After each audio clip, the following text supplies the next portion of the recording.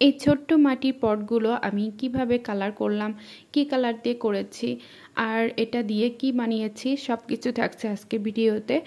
ভিডিওটা ভালো লাগলে লাইক কমেন্ট শেয়ার করতে ভুলবেন না। আসসালামু আলাইকুম, শারমিনিমাস ওয়ার্ল্ডে নতুন একটি ভিডিওতে সবাইকে স্বাগতম জানাচ্ছি।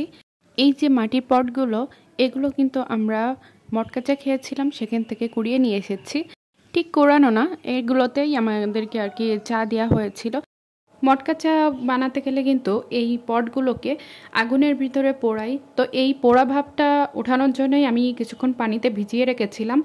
এরপর ভালোভাবে মুছে নিয়েছি, যেহেতু আমি এটা কালার করব, আর পানি থাকলে কিন্তু কালারটা ভালো করে বসবে না। আর আমি এই কালারটা করছি হচ্ছে অ্যাক্রিলিক কালার। অ্যাক্রিলিক কালার আমার আগে থেকেই বাড়িতে ছিল, যেহেতু আমি ব্লক প্রিন্ট, হ্যান্ড পেইন্ট, বিভিন্ন ধরনের ক্রাফটের কাজ করি, তো এই কালারগুলো আমার কাছে ছিল। তো ভাবলাম এই ধরনের কালার করলে একটু বেশি ভালো লাগবে। আর এক একটা পটে এক এক ধরনের ডিজাইন করেছিলাম আমার মনের মতো করে।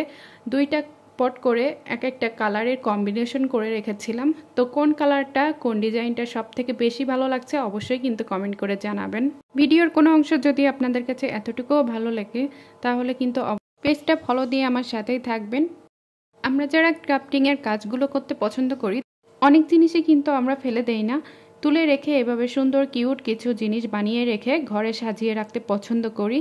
তো আমার কিন্তু প্রায় কালার করা শেষ। আমার প্রত্যেকটা পট আমি সুন্দর করে ডিজাইন করে নিয়েছি। তো আমার এই পটগুলো কালার করার শেষে আমি একটু সব কিছু শুকিয়ে নিচ্ছিলাম।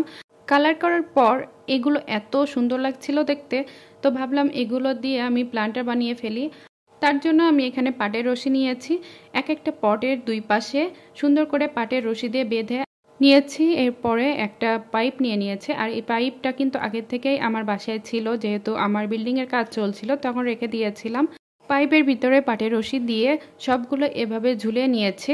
আমি এখানে পাইপ নিয়েছি, আপনারা চাইলে মোটা একটা ডাল নিয়েও এভাবে ঝুলিয়ে দিতে পারেন। ব্যালকনিতে এসে প্রত্যেকটা পটের ভিতরে মাটি ভরে নিলাম। এর ভিতরে আমি কিছু ইনডোর প্ল্যান্ট লাগাবো, যেহেতু অনেক কিউট হয়েছে এই ডিজাইনগুলো।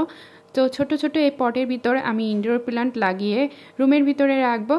আর রুমের ভিতরে যখন রাখবো তখন কিন্তু রুমের সৌন্দর্য আরও অনেক বেশি বৃদ্ধি পেয়ে যাবে। তো এইভাবে কিন্তু আপনারা প্ল্যান্টারও বানাতে পারেন, কিংবা ছোট এই কিউট পটগুলো আপনারা শোপিস হিসেবেও রাখতে পারেন। আল্লাহ হাফেজ।